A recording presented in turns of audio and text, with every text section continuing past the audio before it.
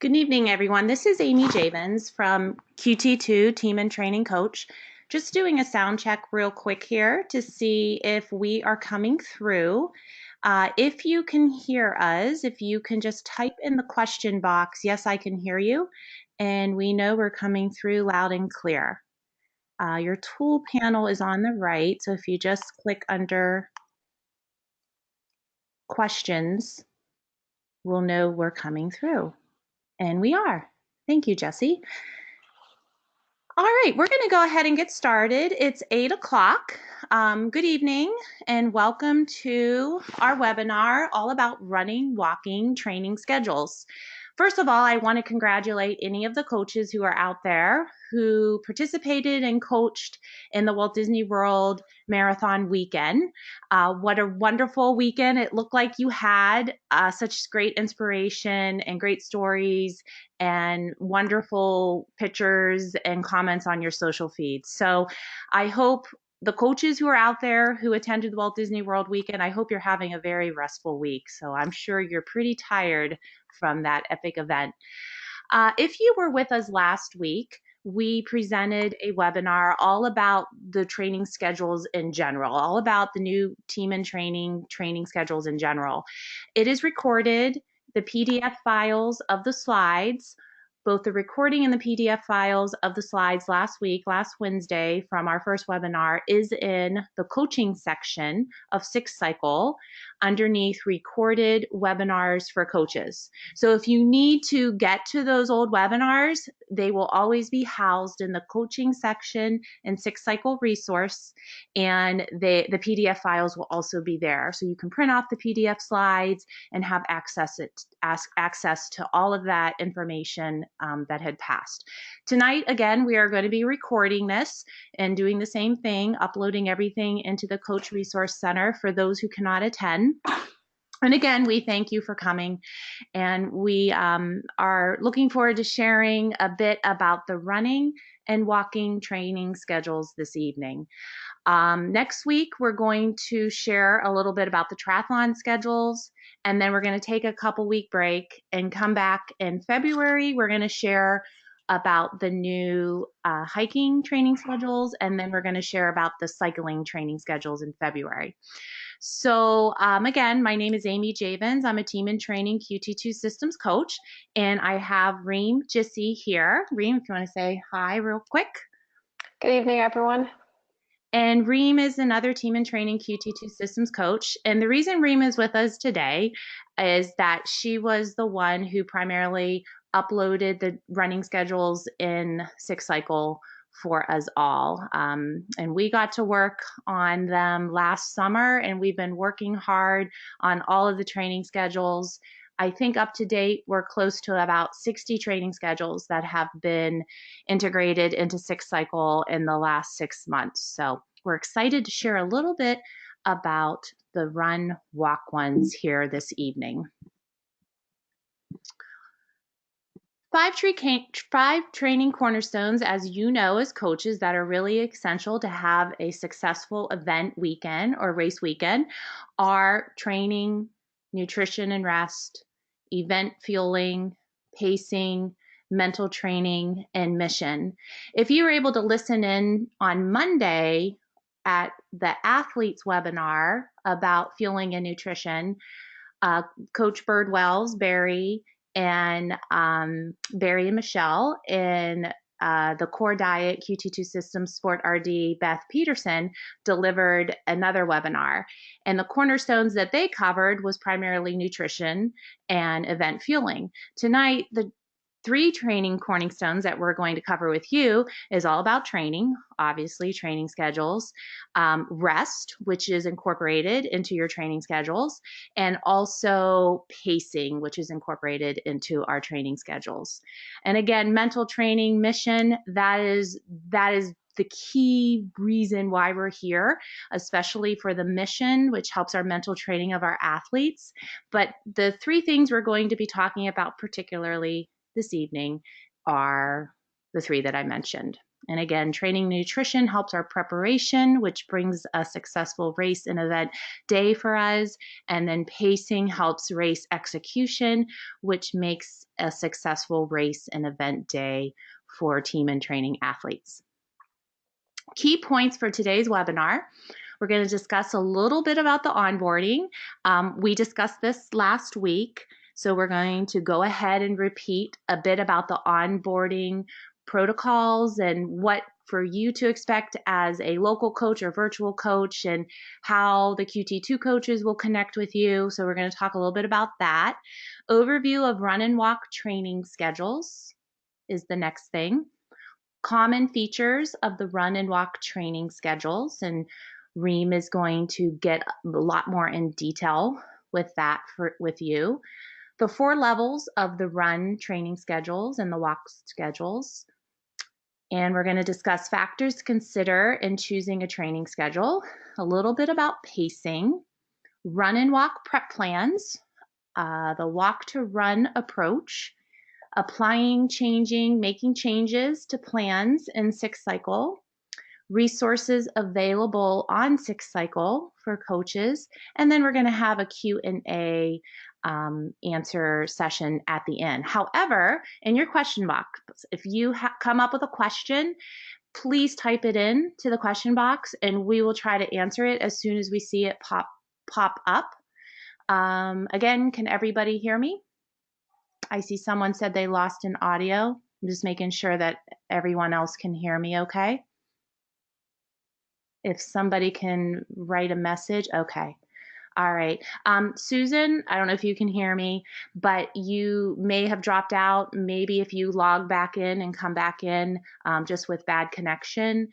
Sometimes if we are on our cell phone, that happens, but log back out and then come back in, and hopefully you're able to hear me by now. All right. So it looks like most of us are able to hear. Okay, so questions, feel free to ask them in the box as we move along. And if something shouts out at you like, oh, I got to ask a question about that, please go ahead and do that.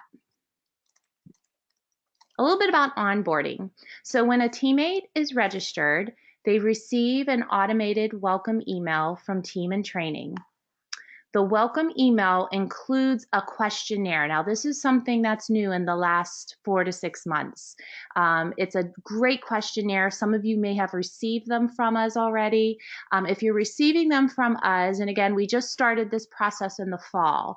So anyone who has registered before then, there might not necessarily be a questionnaire that was attached to their name when they registered. But once when we started in the fall, I can't remember the exact date.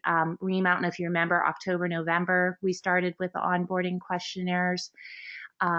So if they registered in the fall around October, November, that's when we started with the onboarding questionnaire. So any athlete after that has a choice to fill out a questionnaire. Sometimes they do not, but we do encourage them to fill out the questionnaire because that helps us and it helps the local coach or the virtual coach understand a little bit about that athlete's background, if they have an injury history, if where their level is, how much experience they have.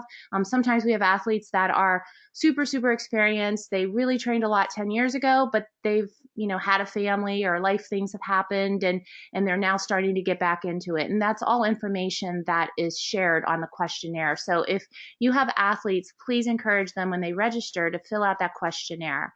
Another really important thing about the questionnaire is the athlete tells us a little bit about themselves. So if you're a new coach or you have new athletes coming into your local or virtual group, there's a little section there that is a little bit more personal, and a lot of what the athletes say in those questionnaires are pretty touching and mission oriented. And it's good to know a little bit about the background of the athlete before they come to us. Maybe they have a family member that had cancer or leukemia, lymphoma, or they're doing this for a friend or something like that. A lot of that is shared in the questionnaire. Now, once when they fill out the questionnaire, For the local coached athletes, the QT2 coach receives the questionnaires for all the local coached athletes. And then the local athletes questionnaire is then forwarded by the QT2 coach to the local coach with a training plan recommendation or a change and a prep plan if appropriate. Sometimes athletes register 6 to 8 months before an event, and the training plan doesn't start till 16 weeks before the event or 24 weeks before the event. Well, we want to keep them active. We want to keep them engaged. So we have tons of prep plans that we made over all the disciplines, from hiking to running to walking, that will fill in that gap for that athlete to start to get some consistency. They're not too demanding. You can enter a prep plan anytime. Reem will talk all about that. I'll try to be a little bit quiet about it right now, but she'll go a little bit more in about that. So those recommendations come from us to you. You know your athlete the best. So, we might make a recommendation where an athlete might be more of a beginner, and we might see them as an intermediate. And if you know that athlete really well, that's your call. You know them best. But we're also familiar with the new training plans. So we know not as much as the volume. We know the volume of those training plans, but we also know the stress loads of those training plans that may be appropriate for your athlete. So you will receive an email from us forwarding the questionnaire to you as a local and virtual coach. And the virtual coaches I'm going to talk on the next page, but for the local coaches, that is the time to reach out to us and to ask us questions if you're unsure, if you're new, if you have a question about our training plans. So definitely reach out to us if you have any questions once when you see that onboarding email from myself. I do a lot of the long course triathlons. I do the cycling. Amy, Coach Reem here, she does all the run walk. And Coach Russet, she does the onboarding for the short course triathlon and the hiking. So remember, Reem, Russet, and Amy. And when an athlete onboards, you'll get an email from us if you are a local coach. Moving on to the virtual coach athletes, this is a little different. Their questionnaire does not get forwarded from the QT2 coach. I think I mistakenly said that in the previous slide. Sorry about that. But the virtual lead community group coach receives the virtually coached questionnaire and then prescribes the plan. So they'll prescribe the correct plan. So virtual is a little different. That goes through the lead community group coaches that you see on Six Cycle, which is Dan and Kelly McCann with the Run Walk, Liz Garcia with Triathlon, Chelsea Hoagland with the cycling, and Barry and Michelle Birdwell. They're also Run Walk coaches, but they also attend to the hiking community here on Six Cycle. Let me check questions. No questions yet. All right, so when you get them, go ahead and ask us questions. So I am going to give the slideshow over to Reem. And Reem, I think you have control of that if you go back to our names and take control of the webinar. Okay.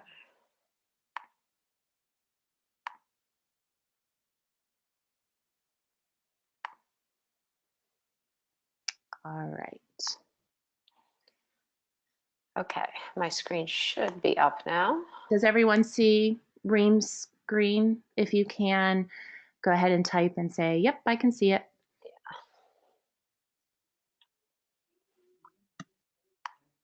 It has run walk, training schedules, 5K, 10K, half marathon.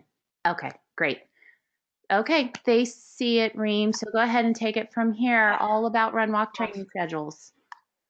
All right. Well, I am very excited to present these to you this evening. As Amy mentioned, we started working on these back in July. And as you'll see, as we're going through, we've put together quite a few run schedules for the various distances.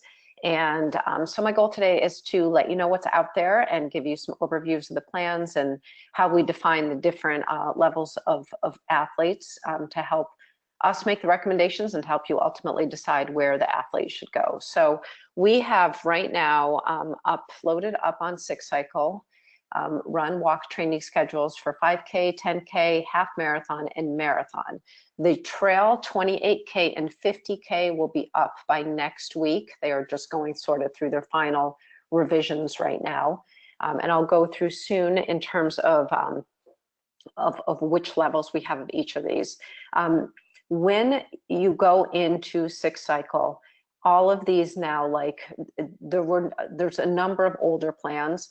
So the older plans generally have the word legacy next to them, and the newer plans won't. And I'll give you what the exact title are. So one of the things that is up on 6-cycle now is a plan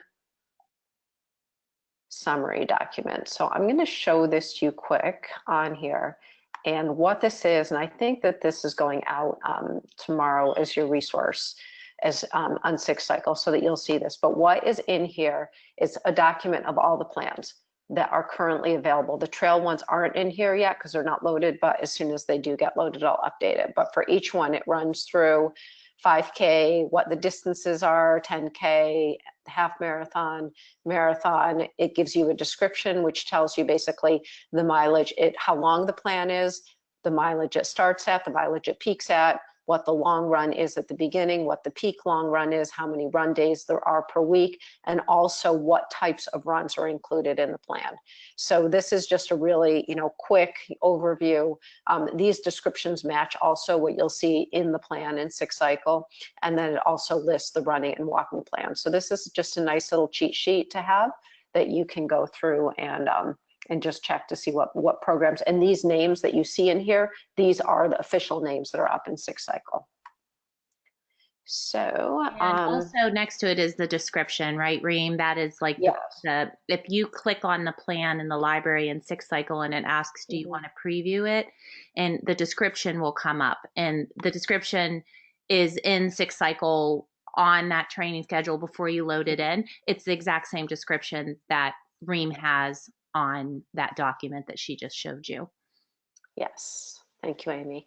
So going through the particular plan, so for the 5K, there's 3 plans that are up online for the run, beginner, intermediate, advanced. They're all 12 weeks. So what we've tried to do is make all of the plans within a distance the same number of weeks. So if you have people in your group, then some are training that are more advanced than others, they can still all join and be on the same kind of group schedule. So the exception is for the 5K and 10K walks, they're on a 4-week schedule rather than a 12-week. But otherwise, they're all lined up pretty well. So these are the plans available for the 5K. And the one with the star next to it and all these is the default plan. So when a trainee registers, a default plan gets loaded for them onto 6-cycle. That is always the beginner plan. That's the default. So that's where it's up to you based on the onboarding questionnaire and your knowledge of the athlete to be able to make changes to the program that's loaded. And Amy will walk through with you how you're going to make those changes a little later today. And we had a question, Coach Mary has a question, which sort of goes along with exactly what you're saying and what I'm going to elaborate later about. She asked if we have a participant who may be delayed or needs a new plan for another reason, should we send them straight to you? And like Reem said, there are different levels here. And if there's a reason why an athlete's starting a little later, or a reason why an athlete needs a different level or whatnot, you have the ability to be able to manipulate that on your end in 6-cycle. And I'm going to show you a bit of that later. And of course, if you still have questions, we're always here to help guide you through it through email, or even if we have to chat, we'll do that with you. So yes, you can do it on your end, or if you need assistance, or if you want us to help you do it, perfectly acceptable too. We'd be happy to help you with that. Yeah, and just to make a point that we don't communicate directly with the athletes at all, so we communicate with you as coaches. So if you have an athlete that comes in and you're like, okay, look, they've only got 6 weeks to go, what do I do with their plan, and you need some guidance, then just please come to us directly and we'll help you. As Amy said, we'll help you modify the plan so that it works for the athlete, but we won't reach out to them directly unless if there's a reason that you want us to. We can, but it's but we're here to help you is the goal. Okay, so for the half marathon, this one is a little different in that there's I think we missed the 10K, Reem. Oh, I'm sorry. The 10K is exactly what the 5K is. It has their 12-week plans, and they are both developed. The 5K and the 10K plans look very similar. So the biggest difference between those two is volume. There's a little intensity difference once you get to the advanced plans, but otherwise these two plans are written very similarly to each other, the 5Ks and the 10Ks. Okay. So half marathon, the base half marathon, the default half marathon plan is a 24-week plan. What we found as we've been watching the onboarding process come through is that we've seen quite a few people come in less than 24 weeks. So we created a 16-week plan, which just has now appeared on Six Cycle as of, I think it's as of today. That one is up now. So we have 24-week plans for beginner, intermediate, and advanced, and walking. And then we also have 16-week plans for beginner and intermediate. So what we did is to go from 24 to 16 weeks is we started it with a little higher volume, and then we also did a little less overlapping. So the build was a little quicker in those plans. So when we get the onboarding questionnaire, if someone's coming in 16 weeks or less, basically, till their half marathon date, then we're going to recommend that shorter plan. If they're coming in at like 20 weeks, we'd still recommend the 24-week plan, and then they would just begin like part way into the plan instead. Another thing I want to piggyback off of what Reem is saying, what you see in front of you, TNT / running / or dash, half marathon dash, beginner, parentheses, 24 weeks, that is exactly how it shows up in the Six Cycle library. We had a question in our team and training coaches collaborative group in Six Cycle today of a coach that asked, how do I know if it's a new plan or an old plan? Like Reem said before, the old plans mostly have legacy by them that were the official team and training old plans from a year or 2 or 3 ago. Some coaches have made their own plans. Those are thrown in there too. But to dissect through it and to know exactly what plans are the official team and training plans, they look just like this. Look for the hyphens, look for TNT in the front, look for your discipline running second, look for your event distance third, and then look for your level fourth. So those are exactly how they appear in the Six Cycle resource library.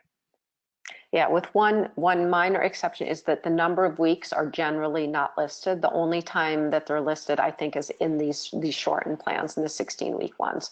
So they're just kind of in here for reference. But other than that, for the run plans anyway, that's correct. So for the marathon, there's 4 plans: beginner, intermediate, and advanced. And then there's the walking plan. They're all 24-week plans. Okay, so the trail, this is what's in the works. Like I said, we are almost done with them. Just kind of, we put them in once, and as you probably can imagine, with all the entries in there, it's impossible to get every word in every program and every number right the first time. So we try to look through them a few times before we get them published, but they're really close. So they should be out next week, hopefully. But there is a beginner and intermediate for both the 28K and the 50K plans. Okay, so all of the schedules, I tried to keep them and designing them to keep them completely consistent with each other. So if you have people in your group that, I know there's some events that have multiple distances. So this allows you to have your group sessions, including people of all the different distances, because they're all designed the same. So all of the plans have strength on Monday and Friday. All of the plans have Tuesday, Thursday, Saturday, and Sunday as run or walk days. On the 5Ks, like the Sunday might be a walk rather than another run, but this is the format that they all follow. All of the plans have Wednesday as a rest day. So some of the advanced plans have an extra short run on a Friday, just to add get the mileage up, but this is the structure that they all follow. Now, if this structure, we made sure, so the Saturday one is the long run, and we made sure that, because that's the day that most of the groups have their long run sessions, so we kept it on that. If you find you're like, you know what, we meet on Wednesdays, so I need help revising the schedule to work for my group, just reach out and we'll help you figure out how to revise the schedule and shift some days around so that it works for you. But right now, the default, this is how all the plans are written. So some more common features in these plans. So basically, they're designed to get the athletes ready for the event, injury-free and feeling healthy, so that when they cross the finish line, they finish with a smile and they're really happy that they got there and they're feeling good about it. So they are progressive in nature. So they start with low volume and they build. The target is a 10% build rate. Sometimes right at the beginning, the rates are a little higher, because if you're going from like 4 miles, 5 miles, 6 miles, like we'll tack a mile on at a time at the beginning, but we try to stay with that 10% target rate. And that's just what's, been proven to minimize the risk of injuries, to build slowly. There is an active recovery period after 2 to 6 week builds. And I'll show you kind of an overview of the program. But basically what that means is, with the run plans, for the most part, you start at, let's say, 10 miles, goes to 11, goes to 12, and then in week 4, it might go back down to 9 miles. And then it goes back up 12, 13, 14, drops back to 10. So that active recovery week is intended to just let the athlete's body recover and feel better, so that you can put more volume on it. And ultimately, with time, the fitness improves and the athlete gets stronger with this method. Something that's a little different. So the running plans, if you look at them off the bottom, when I was doing the updated plans, I started with the original plans that were online, and the running plans were actually, a lot of them are really good. So they hopefully don't look hugely different than what you're used to. The one thing that is a little different is that the focus is a little more on your total volume rather than the mileage of the long run. So what our target is to make the long run no more than 40% of the total volume. There are a few minor exceptions to that, but so in the marathon plan right now, the beginner plan, the longest run is 18 miles, but the weekly volume is higher than was in the original plan. So that's something that, when you get to, if you look at that and say, hey, I don't like this, can we talk about this? Please do. We want your feedback. We want to work with you on everything. So, but there's more emphasis on cumulative volume. And that's, again, like, if the athlete has all of those miles under their belt, they're going to be able to get to that marathon and get through it and feel good about it. So the plans all have distinct phases. So they start with the base phase, where the goal is purely to just get volume and get consistency. And then the build phase. In the beginner plans, base build, they're all the same in terms of intensity. There's no different. But as we go into the intermediate and the advanced plans, the build phase is when we start working in hill work or speed work. And then the peak phase, basically what that is, there's 2 high volume weeks that are that are 4 to 5 weeks out. And then we go into taper and race, where the volume is sharply reduced and the athlete gets ready for, legs get ready to race. So this is a sample histogram, and this is what will appear when you go into a plan on 6 cycles. So this is what I'm talking about. You have this gentle build, and then a drop, and a build, and a drop, and a build, and a drop, and a build, and a drop. And right here, these are your peak weeks. Those are your highest volume, a drop, and then here's your taper and race, where you go down. This includes not just the running, this includes also the strength training time. So at the beginning, where you're only seeing little jumps, part of that's because the strength training isn't changing a lot, so you're not seeing, so it stays pretty level. But then, and it also includes like any walk programs that are in there and stuff. But this is what a sample histogram looks like. Okay, so some more common features. All of the training programs and the workouts within those training programs give you some guides on how hard to run. So we mostly, and I'll get into more detail on most of this stuff a little bit later, but they include rate of perceived exertion. That is the athlete's subjective assessment of how hard am I working. It's on a scale of 1 to 10, and I'll show you a graphic soon on that. But it's and that a lot of the workouts are written based on this. How hard am I working?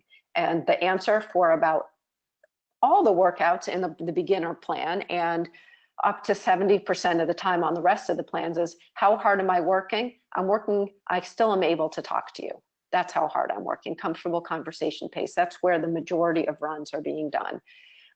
Pacing, we can give you some guidance to help you figure out with your athletes if they want to say, well, how fast should I be running? Absent rate of perceived exertion, we have some guidance there. We have some tests that are available that you can work through with your athletes. And then heart rate, right now, we don't have anything written based on heart rate. That's something that we're working on in development, and it'd be great to get your feedback in terms of how many of your athletes train with heart rate. So we kind of back burner that one for now, but it's definitely something that we are working on for the future. So the run programs are different than some of the other disciplines in that they are written based on miles. There's a few exceptions, like some of the ones that are based on run to walk, or the walk to run protocols, but otherwise most of them are based on runs. So the athlete will have a 10-mile run or a 6-mile run rather than something that's based on a time duration.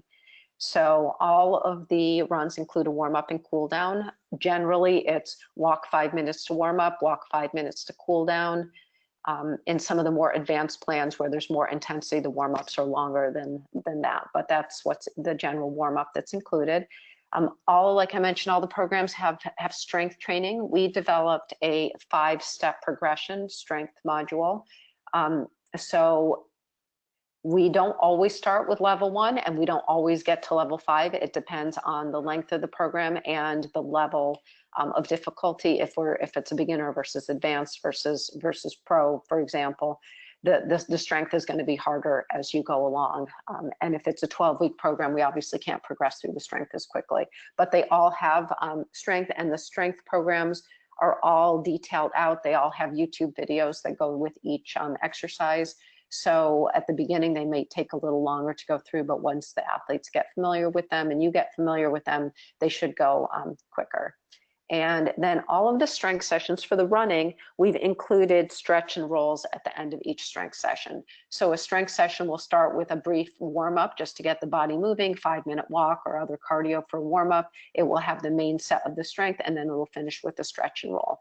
So the strength sessions can take a while. They can take up to about 15 minutes at some point, but they are strength. I can't emphasize enough how important it is for how strongly an athlete is able to run or walk through, especially the longer distances.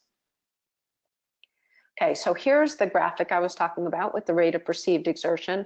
So I said most of them are done at the Z1 pace. That's on the scale of 1 to 10. It's a 4 to 6, comfortable conversation pace. So when I work with my athletes, I describe this pace as I'm calling you up on the phone, and I'm going to say, and you're talking to me, but I'm going to know you're exercising. I'm going to say, hey, you going for a walk? You going for an easy run? Like, I'll be able to tell, but you'll be able to have a full conversation with me. That's what it is, which is probably a lot easier than what most of your athletes are running on their paces. I tend to find that people have a hard time running at this pace. So that's something, just keep it nice. So on those long runs, it's great when people can run together and carry on conversations. So then the tempo, the Z2 and Z3 tempo get incorporated in the intermediate and advanced plans. And so those are starting to be like, Z2 tempo is I say a sentence, you say a sentence level. Z3 is, a word or a couple words together. And then best sustainable effort, 9 out of 10, that is just don't even think about talking to me. I can't talk to you. We do hit some of those, that level, but only in the advanced plans. You won't see this level in the beginner or intermediate plan. And then there's recovery, which is in some cases it's walks written in plans. In some cases it's easy runs, but that is super, super, super easy. The singing level. Okay, so here's some I want to go through each of the levels now. So if you have any questions as we're going through these, please do make sure to go ahead and type them into the questions box. So beginner level. So this is for trainees who are new to running or returning to running after a long break. So as Amy mentioned at the beginning, it might be someone who, ran their way through high school or something like that. And then life hit and they haven't done anything for years, and they hit a point and they said, okay, I need to get back into fitness. And they're not the person that they were 10 years ago. They're the person they are today. So whether they could have run a marathon 10 years ago doesn't really matter today. What matters is where they're at. And I'm going to tell you, this is the person that I was at, super fit young. And I did my first marathon with Team in Training. And I was definitely a beginner when I came back after about a 10-year hiatus from exercise. So, so this is trainees who aren't currently running minimal volume.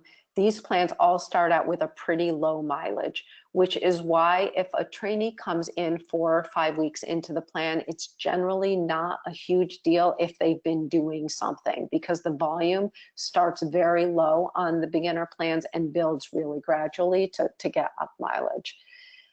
As I mentioned, all runs are done at that aerobic C1 effort, the comfortable conversation pace. And when we did these, so within the training plans, I mentioned everything is done in terms of mileage. They also, every workout also has a time estimate. That time estimate for the beginner plans is based on an assumption of a 13-minute mile. That's just so that we had something to put in there. So that doesn't mean that all beginners are running 13-minute miles. Some might be running 15-minute miles, some might be running 10-minute miles. So go on distance rather than time for the run plans, but we just put it in there kind of as an estimate just so that we could give you a sense of what the volume is per week from a time standpoint.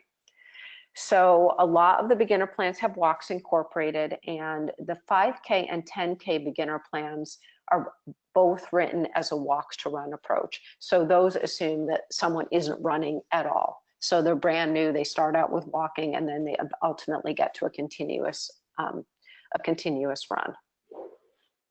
So the intermediate plan now goes to someone who has been running regularly for a period of time, not, a super long time necessarily, but, if they've been running for three months up to a year for the longer plans, and they've been running 2 to 4 runs per week, how long or how great their volume is depends on what distance they're running. Their volume doesn't have to be as long if they're doing a 10K versus a marathon. But that summary document I showed you, and then within 6 cycles, will all tell you what the volume is that the plans start at. And they'll tell you they'll actually list pretty specifically in there that it's recommended for people who have been running for the past, 3 months with a minimum weekly volume of 10 miles per week and a long run of at least 4 miles. It'll say, something like that. So you'll get a good sense if that plan is appropriate for your athlete. The intermediate plans are higher in volume than the beginner, but not a ton, about 10 to 15% higher. The biggest difference between the beginner and the intermediate is that they start with a higher volume, but they actually build a little more slowly, and they peak at a higher volume, but at the high volume peak, as I said, it's maybe like in the marathon plan, I think it's 5 miles higher, something like that. So not a ton, but the biggest difference is that they add a race pace workout. So I put in here Z2, Z3, and in general, a Z3 is going to hit like 10K pace, 5K pace maybe. Z2 is going to be upper Z2 is your half marathon pace. Marathon pace is low Z2, actually into Z1, depending on the speed of the marathon. So this starts including more race pace efforts once a week. And the intermediate plan assumes a pace of a 12-minute mile. And again, you're going to have a range. But we just needed to include something in there for timing. So going to the advanced plan, and so far with the onboarding questionnaires, I think I've only seen 2 athletes who fall into this. So you won't see it, I don't think as much, but it's definitely there. So this is coming from, now we're talking about the more experienced runner. We put a minimum of 3 to 12 months, but often you're looking at someone who's done multiple events of that distance, or if they're bumping up to a marathon, they've at least done like a bunch of half marathons. So this is someone who's been running for a while. The volume is significantly higher. The assumed pace is down at a 10-minute pace, and now these plans incorporate a lot of different levels of training. So you still have the majority of your training is always done at the aerobic Z1, but this level includes hill work and includes speed work. So we get you on the track on this one, and then there's the race pace work and there are recovery workouts as well. And these are, the advanced plans are 4 to 5 days of running per week.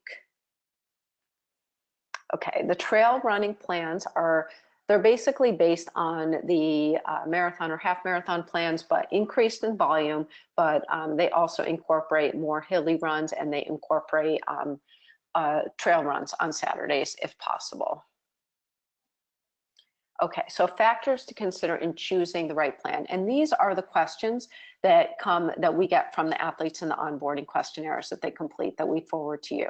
So first, you need to know if they're planning on running or walking the race. So to figure out which plan, what the target event is. So not only the distance, but also when that event is, because it will make a difference if it's 13 weeks out or 30 weeks out in terms of the plans that are being recommended. The running history and what the run volume is and when that volume occurred, if they've been consistent for 10 years or they used to be consistent and been taken off for some time, what they are currently running. If someone is currently running 5 miles, we're not going to recommend a program that starts at a 15-mile week. So that's another one that's important. Any prior or current injuries that you have to deal with. So someone may be a very experienced runner but nursing an injury, and if that's the case, then we'll back them down in terms of the program. What the race goal is, a lot of it, many ones that we see that come through, the goal is to finish and to have a good experience. So, but if we see someone that says, I want to run a 3:30 marathon, then that is going to be a different plan presented. Sorry, the time available to train. So for an advanced training plan, if someone characterizes themselves as advanced and that requires them to train 12 hours a week, but they're telling us they only have 7, then the advanced plan may not be the one that's appropriate for them. And then the last one is the self-characterization. So do they describe themselves as a beginner, advanced, intermediate? So we look at all these, we make a recommendation, we pass that recommendation on to you. Encourage you to consider all those same things and take our recommendation or use what you think is appropriate, and come back to us if you're not sure and you want to talk about it. Please respond to the onboarding questionnaires. So we do send our recommendations to all of the coaches who are in an area. So sometimes that means 2 or 3. Sometimes our emails might go to 6 or 7 coaches. So we hope that at least someone gets back to us, just so we know you're getting them. Okay, so next thing, so pacing. I did go through this before, so I won't spend much time on perceived exertion. We also, like I mentioned, we have some pace setting guidance. So I'm going to click on this link, and it's going to take us into 6th cycle, and this is in the athletes section for resources. And at the end of the presentation, I'll zoom out and show you how to get back into here. But there's a Z1 pace setting guidelines, and this is also written in 6th cycle for the programs that it's in. But this is sort of written, and it walks through how you set it. And so to help people figure out what pace they should be running for their Z1. And then we have, sorry, let's just go back to this. And then we have also for some of the speed work, and this comes in really just in the advanced ones, but there's some speed work on here. I don't know why that protocol isn't coming up.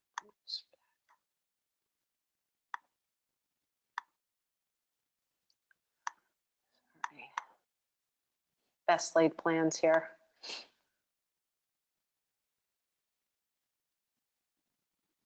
Oh, come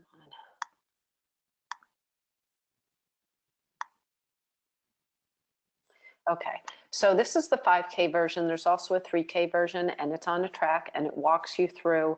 The details are also included in the 6-cycle program, but they're here for you, and goes through and tells you what the workout should be, and then from that workout, how to calculate what the 5K time is. And then from there, you can use the run formula running calculator, and this is also on the resource. You put in the 5K time, and then you can go through and figure out for the custom race distance what the predicted finish time is, and then it'll also give you some pacing guidance. So this is pretty helpful to go through to help figure out specific pacing. Reem, where is the pace calendar in the resource center?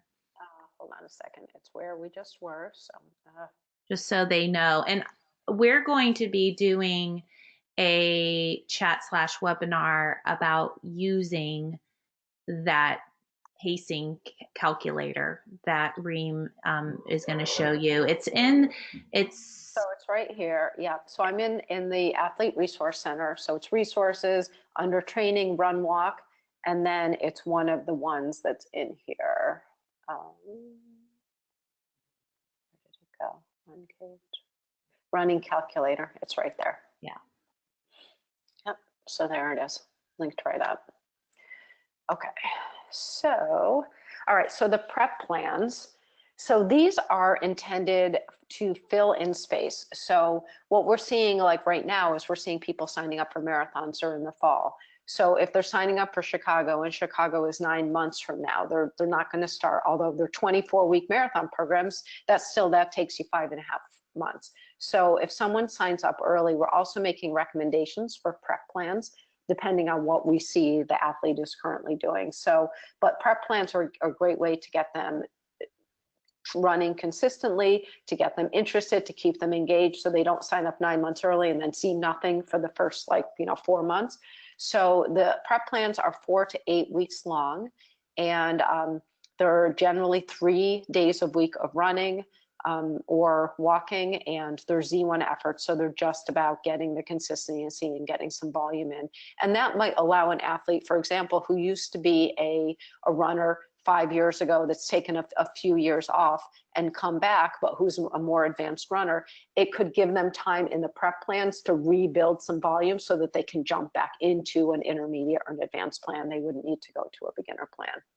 So these are the prep plans that are available, and the descriptions of all of these are on within them in 6-cycle, and this is what they're called. These are the official names, and they are also in that summary document I showed you at the beginning. There's the descriptions of all of them. So there's a walking one, and this one starts, this is like the person who is doing nothing right now that wants to walk a 5K, let's say, for example, or a half marathon they'll get to. So the walk prep plan starts with 10 minutes of walking 3 days a week and builds up to 30 minutes 3 days a week. So that's what that one does.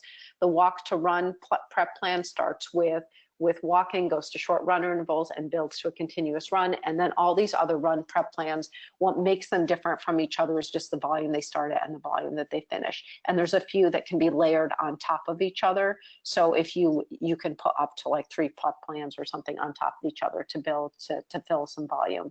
So the prep plans do not go into 6-cycle automatically. So those are up to you to fill them in if you find appropriate. In the onboarding, when we get the onboarding, if we recommend, like if the athlete's out, 30 weeks or something, we'll make a recommendation for prep plans as well. Okay, so spend a little time talking about the walk to run approach. So this one is for someone who wants to run the marathon but isn't currently running or not running very much right now. So what this does is it starts with walks and it gradually builds over time to a continuous run. So it may start with something like, the first week might be just like 30 minutes of walking, and then it'll go to 1 minute run intervals with a 2-minute walk. And then over time that slowly builds. So the next week it'll be 1 minute run, 1 minute walk, then 2 minute run, 1 minute walk, and builds up to 4, 6, 8, and ultimately the athlete will be able to run continuously. So it takes a while to build that. I mentioned at the beginning that the 5K and 10K beginner plans are written like this. There is a walk to run prep plan that can be used prior to the beginning of a run program, but you can always take the concept of the walk to run approach and build it into a beginner plan. So all of the Z1 runs are written as run 3 miles at Z1, and it'll describe the rate of perceived exertion, and then it will say this may be done as a continuous run or in run walk intervals. So if you've got an athlete that's like really struggling and is like, I just can't run continuously, that's no problem at all. You just go in and you can either modify in 6 cycle or just tell them, hey, go out and use a 4-1 approach today. So run for 4 minutes and then walk for a minute, something like that. And that then lets the goal of a run walk approach is to start walking before you feel like you need to walk. So the run should be pretty comfortable, and they should, when that beeper goes off on their timer, they should feel like they can actually keep running more. So that's the goal of the run to walk, and they will build it, and they'll be amazed how they can go from a minute running to a continuous run in just a few weeks. So that's an option. If someone's been out for a couple weeks and needs to come back to it, you can always build these into it. And on 6 cycle in the coaches resource area, there is a walk to run protocol, which walks you through it. This is kind of written like more blog form, but it basically walks you through some of the guidances on how to do it. And then it gives you, this is actually the walk to run that's in the prep plan. So this is the protocol that's in there. So that walks you through, and you can start, you don't have to start at the beginning. If you see someone that's, able to run a little bit, you might jump them in here at like the 3 minute or the 4 minutes. You don't need to start them in right at the beginning if they're getting some continuous running in. Okay. All right. I'm going to turn this back over to Amy here now. Just have to figure out how to do that. Do we have any questions? Anyone else have any more questions before I start into the next few things? Anything about what Reem said with the levels or the builds, the different builds, the base build, peak? Sometimes you'll hear the peak phase as the overload phase, which is the 2 higher volume weeks. So if you have any questions, again, feel free to put them in there. And I am taking over the presentation. And I need to catch up to where Reem left us. Do you see me advancing through? Am I coming through okay? You are. All set? Okay, very good. All right, my turn. We had a question earlier in this PowerPoint about an athlete who we might need to adjust for. We have had emails from coaches of similar kind of questions. We've also had messages in 6 cycle from local and virtual coaches, again, asking, how do I change or adjust the default plans that come with my athlete when they register? As Reem mentioned before, all default plans are beginners. It's just how the system's set up. For something as simple as a running event, the athlete will receive the default of that event distance, whether it's a half marathon or a full marathon or a 10K or whatnot. In some of the bigger events, and we had some questions about that today, for example, Pacific Crest, which has pretty much everything under the sun, if you're familiar with Pacific Crest. And then we have the Triple Challenge on top of it. There's like 8 to 10 events. With complicated races like that, it makes it a little bit more complicated on 6 cycles. So if you notice, for example, an athlete comes in, and I know most of you are running coaches here today, but for example, if a runner or if a athlete gets a default Olympic triathlon plan, but they need a default half Ironman triathlon plan, it just means probably they're in an event that is a very big event, and Six Cycle just was not able to funnel those default plans correctly. And that's something that can simply be taken care of, and what we're here to help you with. We're here to help you do what you do best, which is reaching out to the athletes, communicating with the athletes, and coaching the athletes, and being there for the athletes.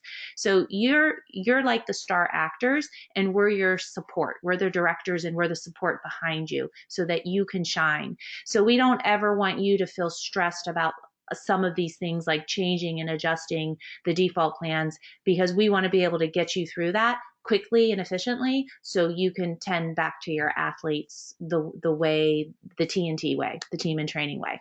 So this sounds really complicated with what I'm going to say right now, but I'm going to demonstrate a bit of how to do this so that you get a little bit of an idea of how to manipulate things on Six Cycle to change a default plan to maybe from a beginner plan to an intermediate plan, or maybe an athlete's workout. For one athlete, make a workout a little bit different than another athlete. I'm going to show you that here very briefly. And like I said, if you don't get it all tonight from this demonstration I'm about to give, don't worry about it, because neither did I. I didn't learn it the first time.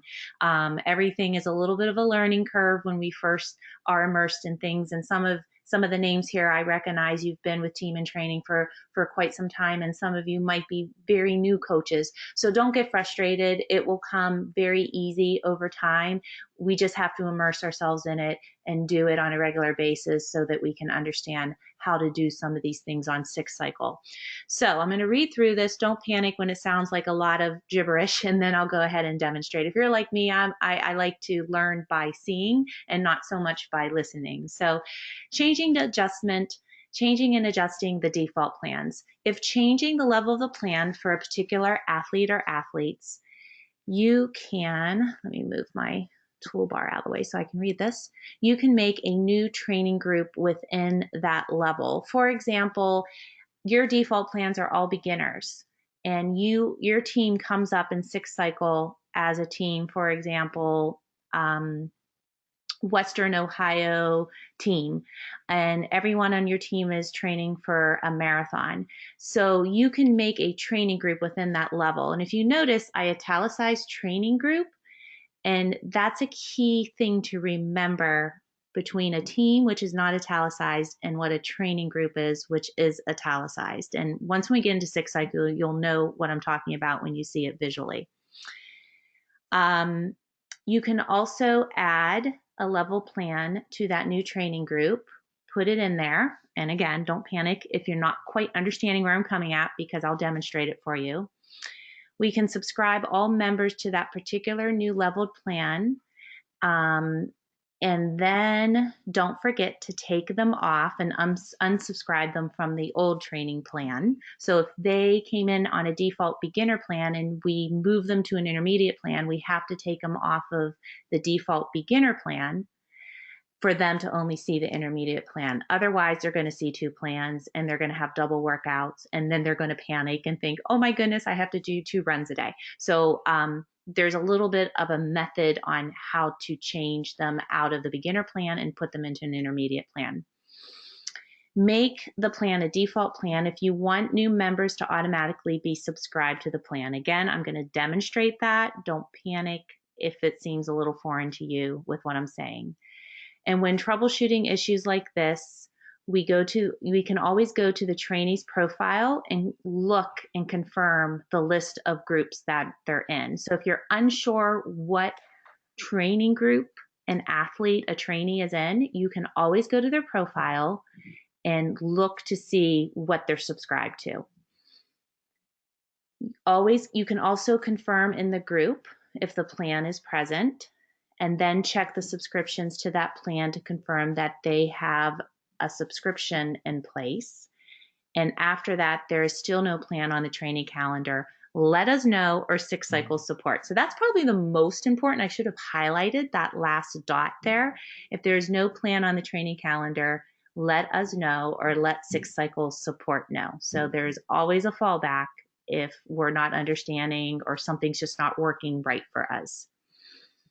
All right, so I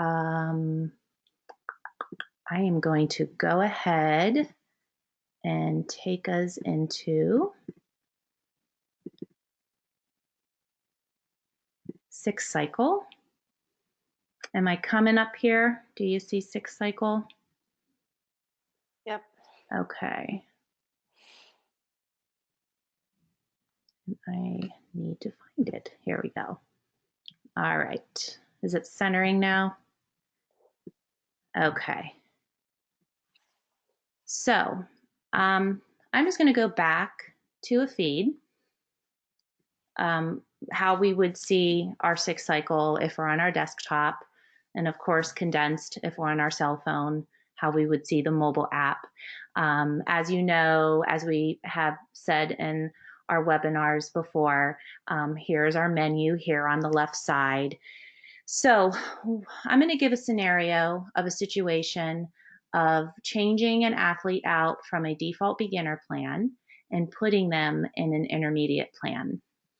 So I am, hypothetically, the coach of the virtual Bank of America Chicago Marathon. So if you see it's highlighted in white there, that is my team. That's my main team. If you notice, those words are not italicized. This is my team group that I can communicate verbally and socially with them. All right. So if I want to communicate to everybody who's training for the Bank of America Chicago Marathon, if I want to reach out to every trainee, and if you see there's 157 members here, I just need to simply write a post in the feed and everyone will get it. If I highlight it at all, everyone will get a notification who are signed in to do notifications through their settings in 6 cycle. If it's a really important question at all, we'll get the word out to your athletes quicker. If you just post and you don't put an at all, depending on the setting of your athlete, they might not get that message right away until they look into their 6 cycle feed, an hour or 2, 3 hours, or the next day later. All right, so this is the group. This is your social group. Virtual Bank of America Chicago Marathon. Like I said, that is this group that is not italicized. That is your social group. If you look here where it says profile, this is all of your athletes' profiles right here. Load more. I think, what did I say? There was 157 of them. Sometimes you have to come down here and keep loading them and keep loading them. And wow, a lot of marathoners, right? Okay, so this is who is all in your social group. Now let's go back to the group setting.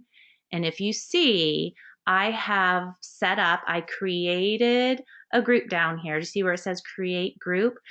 Through this tab, I have created 3 supporting training groups of athletes who are doing the Bank of America Chicago Marathon. Now, these italicized groups are the training groups. So we have people in the default, this first one here. It is, the default is always the beginner. So if you see something that doesn't have intermediate or advanced next to it, you always know, and it's an italicized group, you know that is the beginner training group, right? That's where everyone is assigned immediately. I also have created a advanced group, and I've also created an intermediate group. So all the levels that Reem had mentioned that we have made are here. We have the beginner, the intermediate, and then the advanced. We will be making soon to be pro, but we do not have it yet. So, for example, I'm going to go to the default group here, and I'm going to look for an athlete that I know is an intermediate athlete. And I'm going to keep loading. And if you see the names come in alphabetically, they're alphabetically listed by their first name. So if you have an Amy, you know she's going to be at the top. If you have Zachary, you know he's going to be way at the bottom. So you got to keep loading and loading and loading these names until you see them all pop up. All right. So let me look here. I'm trying to find an athlete that I'm going to make an intermediate. And you know where I think she is? She is in this main group under profile. And I got to load again and scroll down.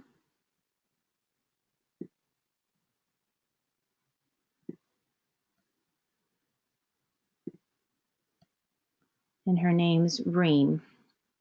Right here.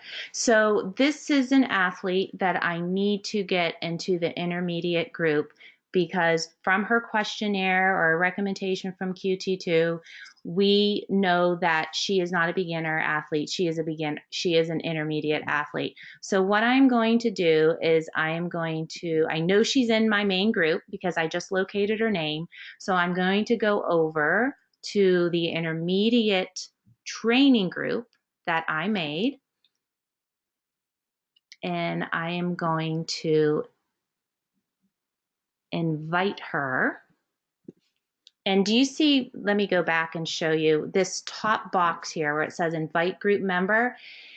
The reason I checked to make sure she was in my group, the non-italicized group, is because if she wasn't in there, I would not be able to invite her into a training group. So that non-italicized social group, that profile is so important to make sure those athletes are in that group. If they're not in that group, we are not going to be able to invite them into another training group, like into an advanced or an intermediate training group.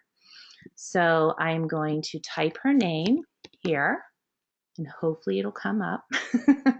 Scroll down. Oh, she showed up. I'm going to click her name and I'm going to go ahead and send her an invite. And she has just received the intermediate training plan for the Chicago Marathon. Now I'm going to go back and double check something. I'm going to go back and I'm going to make sure she is not in this training group, which is the default training group. Remember I said the default training group, if it doesn't have advanced or intermediate in front of it, that means it is the default training group. So I'm going to click and I'm going to make sure, and I don't think she is in here, and that's a good thing because that means she won't have two schedules on her calendar. I'm just going to make sure she's not in the default group anymore. Let me see. She is not in this group. I do not see Reem, and so that's a good thing. So that means she won't have a basic plan, a beginner plan, and she won't have an intermediate plan. I know right now, once when she accepts that invite, everything should be integrated into her calendar as the intermediate plan. But if you do notice that athlete you just upgraded into the intermediate or the advanced plan, if you do notice that they're still in the default plan, all you do is you simply go to their name where the little settings tab is, the little wheel, and you just put remove from group. Okay, you just simply do that. You remove them from that training group. You want to take them out. Don't remove them from the group, which I had showed you earlier. Keep them in the group, which is the non-italics. That's your social group. That's what you have to have. That's your core. But take them out of the italicized training group that you do not want anymore. Otherwise, they'll have two schedules in their plan. All right, so there's one other thing I want to go over with. Let's say you're in charge of, again, San Diego San Diego Running Club, Team and Training Running Club, and you're training for a marathon, and you have your default training plan, which is italicized. You have your italicized advanced group, you have italicized intermediate group. Say you want to create another group, let's say a pro group, even though we don't have those levels yet. Let's just say we want to create a pro group. So we're going to do it with this tab to create this group. So what I'm going to do, instead of typing in, I want all my groups to sort of look the same and be uniform. So what I'm going to do is I'm going to just go here. I'm going to copy the intermediate group. I'm going to go here. I'm going to paste it in here. And then what I'm going to do is I'm going to take out intermediate. It's just a quicker way to get the title in, besides figuring out all the dashes and the order of everything. So I'm going to go ahead and type in pro. Say I'm going to make a pro group. All right. So I'll create it. Here's my pro group. As you see, I'm an administrator here. I can make myself a coach. If you make sure when you're looking at all of your training groups that you are an administrator and make yourself a coach, because that definitely makes sure you're a coach. If you need a little bit more flexibility to do more administrative kind of things, let us know. We can help you out with that. But you definitely want to make sure that you are in the profile of all your groups as a coach. All right, so let's go back. Let's see if that took. I did. Okay, but look right here. Do you see how the pro is not italicized? That means it is not officially a training group yet until we italicize it. Italicized means it is not visible to your athletes. You don't want your athletes to see all this. You just want your athletes to see the social group, the non-italicized group. So to make it unvisible, so that so your athletes can't see it, to make it italicized into an official training group, what you got to do is you have to go to the profile and you got to turn off the visibility. And when we go back here to the groups, you're going to see a little eyeball next to it. And once when it's italicized, you know that that's an official training group. Let me refresh it and see if it comes up italicized. You'll know that it's an official training group when it's italicized. That's the way that I found easiest to be able to do multiple levels within a training team or within a group. To do multiple levels is to make multiple level training teams that are italicized. So, yep. And there we go. See how it's italicized now? So anything that has like a slash through the eyeball that's italicized, that means it is a training group. And that's for you, coach, to move people around and take people out, leave people in this main group. That's your social group. That is where you communicate with your athletes through your posts. And for example, if you want to communicate on the calendar and say something like, hey, we're going to meet up at the track. You would do that in the social group. You would do that in social group so everybody gets that. All right. Let me take that out of there because some of the Chicago Marathon people are going to be wondering what that is. All right. So one more thing. I know we're starting to get a little tired here, but this is something that I do want to tell you. I do want to give you an example of what to do. For example, if an athlete comes to you and they say, hey, you know what? My children do things on Saturday. I'm not able to do the long run on Saturday. I want to switch the long run to a Sunday. So with that, you are going to go to the training group that athlete is in, and you can't click her name here. So you're going to go to the athlete. So for example, Maria, she's in my intermediate group. She tells me I can't do a workout on Saturday. I want to do it on Sunday. So I'm going to go to my trainee. I'm going to find Maria. Again, these are listed alphabetically by their first name. I'm going to go to her calendar. I'm going to move this calendar down.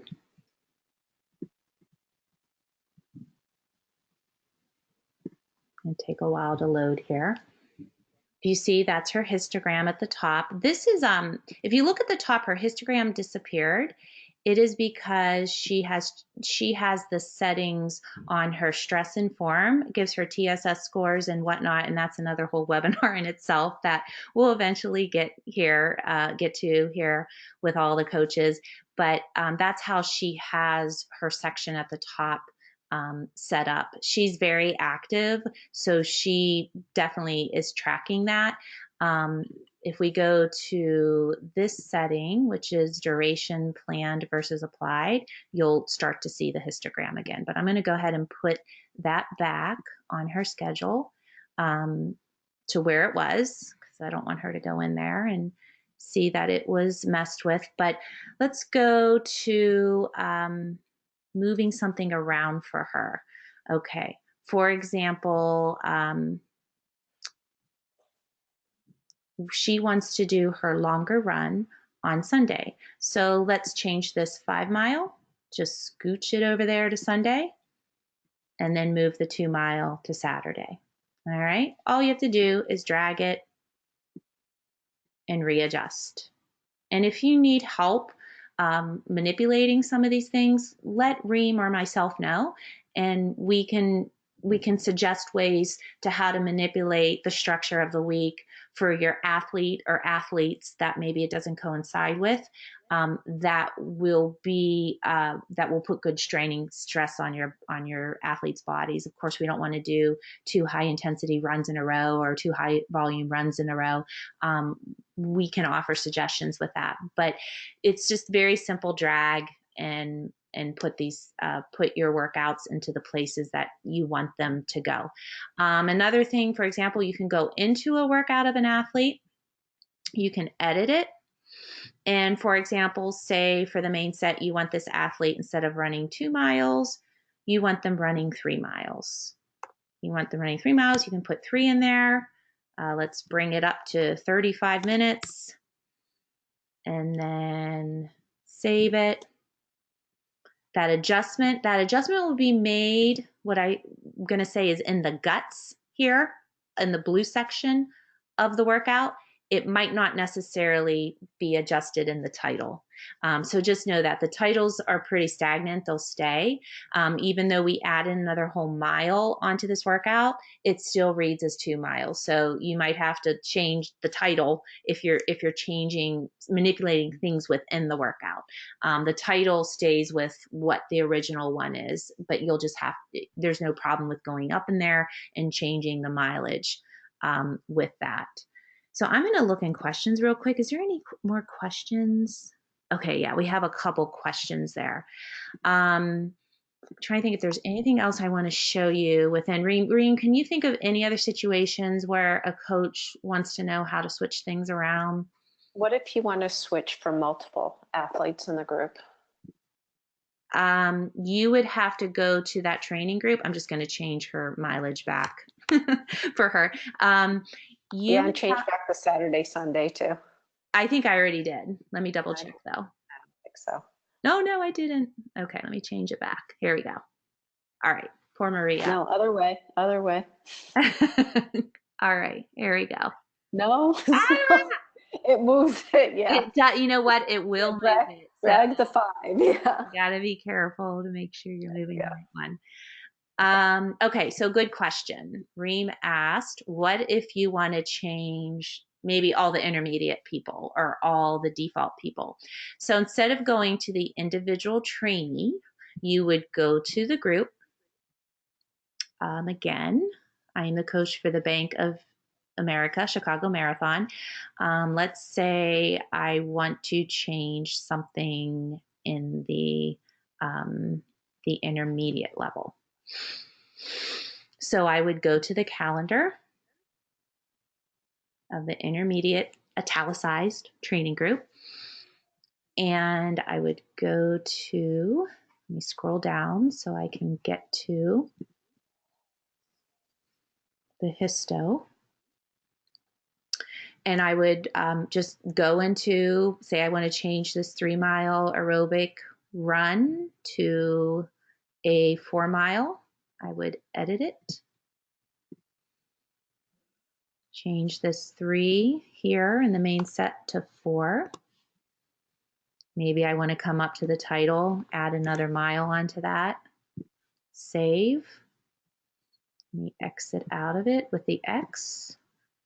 Back to the calendar, and now we have a 4-mile run there. And that will go through to everybody who you have placed in the intermediate.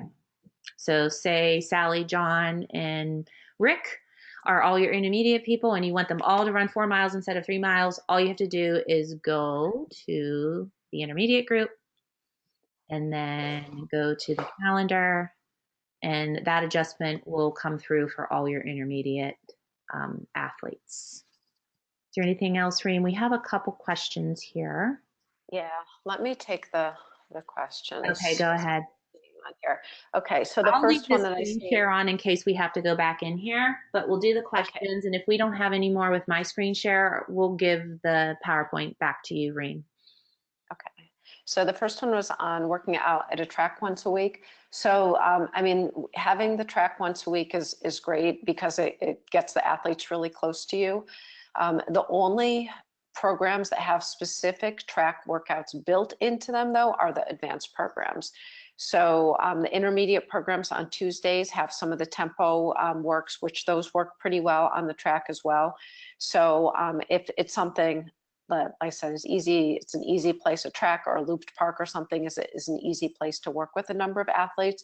So it's certainly something that you can do, and you would just, but it would be more that they would be doing continuous running or working in doing it with some walk intervals maybe between laps. Another advantage of doing track is if you're doing activation, dynamic, running drill work, that's done really nice at a track because you're close to your athletes. And depending on how long they're going, you can always do a run on a track, even if it's an aerobic run. And also, if you do aerobic runs on the track, it might be a little boring for some of the longer mileage, but it can help teach pacing too. So even though you're using a track, you don't necessarily have to do speed and tempo at a track. You can always start with aerobic, and then as the training plans progress for each individual athlete, some athletes might be do tempo, some athletes might be doing speed. There's nothing wrong with doing all of those variable paces at the track, but the track is great for a couple reasons. One, it's low impact, it's soft, it's great for joints, it helps prevent injuries, and 2, they're close to you as a coach. Your athletes are close to you, and then 3, it can actually help an athlete learn pacing too. All right, so the next question is, here's the question: what do you recommend we tell true beginners who may find these plans really complex? Lots of lingo in nearly daily workouts. These folks honestly are hard pressed to get in 1 or 2 weekday workouts. So starting with the first, all the beginner plans are all workouts, all running workouts are written as zone 1 workouts. So the lingo is the same. Every workout has the exact same lingo, but you can translate it over to your clients and say, hey, you're running 3 miles at a comfortable conversation pace. That's it. That's a Z1 workout. So although the written, like at first glance, they do seem complex for sure, but when it gets, really down to the meat of it, it's a go run for a conversation pace run. In terms of numbers of weeks, so one of the things I mentioned was that we tried to go with cumulative volume rather than putting a ton of emphasis on that long run. The long run is still by far the biggest piece of the week, but we tried to make the weekday runs short enough so that there's one weekday run, which is longer, and the second one that's shorter, and then the second weekend run is shorter. So if the more consistent they can be, the better. So even if they get out there and they see it's supposed to be a 6 mile run, and you know what, they only have time for 4 miles, it's way better that they do 4 miles than they don't do anything at all. So whatever they can get in, they should try. And getting on that consistent schedule is ultimately going to help them not get injured. If running a marathon takes, I mean, it does take putting miles on your legs. And so just to try to encourage them to be as consistent as they can. So the other 2 days that are on there are strength training. So we put in strength training workouts because strength training is ultimately going to make you a stronger runner.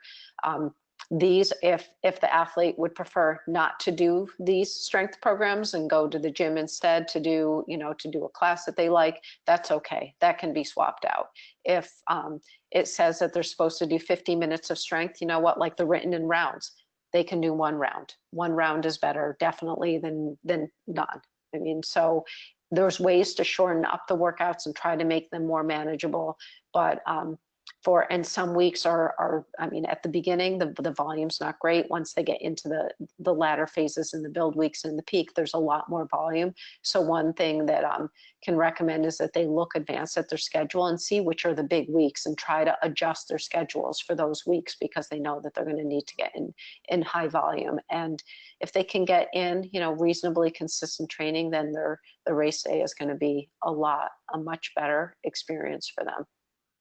And I have a couple tips also. If you look at the histogram at the top of the page, the green that goes up and down, when I was training and I had 3 young daughters that I was raising, I would always print out this histogram or take a picture of it. And on the weeks that were down, I called those green light weeks. Those were weeks where my family knew I was going to have a little bit more time. They were going to be active recovery weeks. There was going to be a little bit more flexibility in my schedule. And any of the weeks that looked like they were stepping up, I called those the yellow light weeks. Those were where, I knew they were going to be, I knew I had to have consistency on those weeks. There might be things mom can do with the family and not. And then if you look at the very end underneath September here, the overload weeks, or what we call the peak weeks, which are the 2 highest training weeks, I would always highlight those weeks as red. Those are going to be really, really challenging weeks for mom. As we know, we have lives, we have families, and your athletes have lives and families. And as coaches, you guys are juggling balances and whatnot.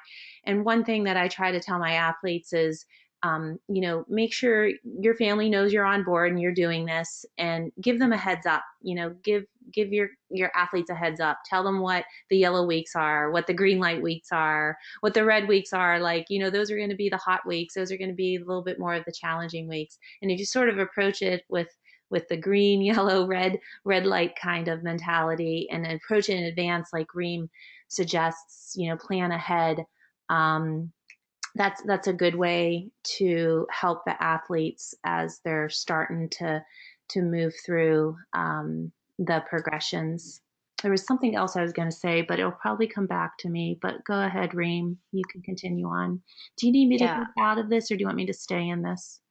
No, you can get out of it. I'm just going to go back. Go ahead and take it back. Slide. Yeah, and looks like we're losing participants here. I know we've been going on for a long time, so I just want to hit a couple more things on 6 cycle, and this is just where you find your resources. I remembered what it was. Okay, for those athletes that are mostly beginners, the walkers, if they can't get in a training day of 4 miles, give them a challenge. As we know, there are 2,000 steps in a mile, right? Have them get their pedometer on and track their steps for the day. And if it's a 4 mile day and they don't know if they can make it to practice, or they don't know if they can get 4 miles in, challenge them to get 8,000 steps in for the day. For the beginners, that is a little bit more, beginners are more able to get their heads wrapped around steps per day than the miles. So that was the second tip I wanted to say, and I knew it was going to come back to me, and it did. But go ahead, Reem, take Great suggestions. Yep.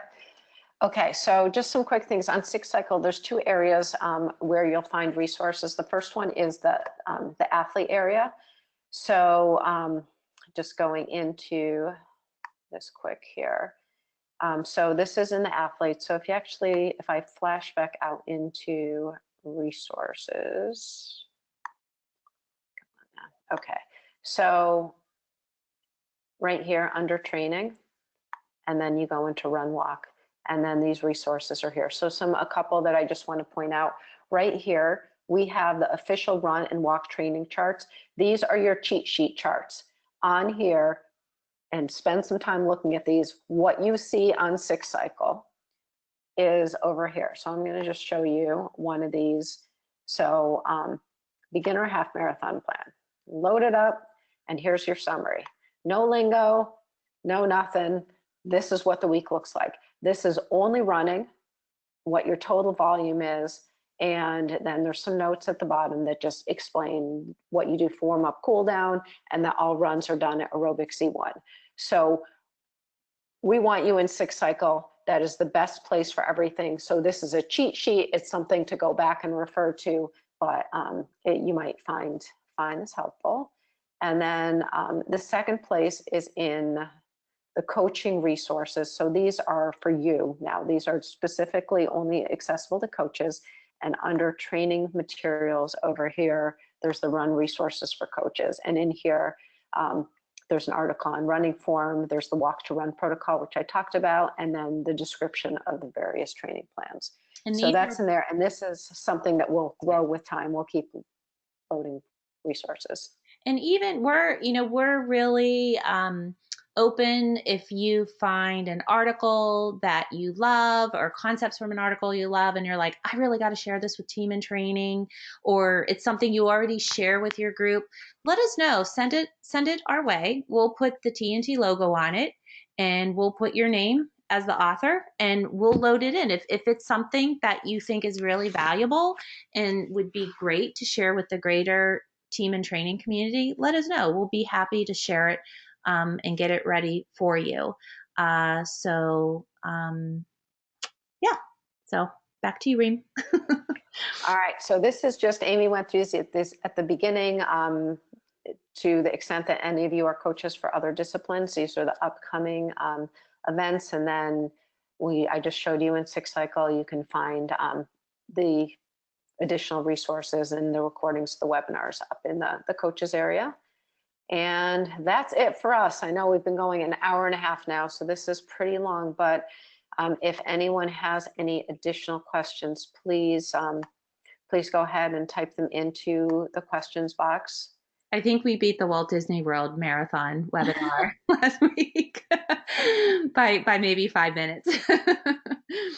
We have one more question there, Reem. Do you see that? I think this is more of a comment. A comment. Than a question. Yeah. So if you have any questions or feedback, please let us know. I mean, we're developing these and they're to help you and let you be your coaches and work with your athletes. So if you're seeing the programs and there's just stuff you don't like about them or suggestions that you have with them, please do to reach out to Amy or myself. And we are looking forward to working with you going forward. All right, I think that's it. So we'll say good night for the evening. And thanks very much, everyone. Thank you, everyone.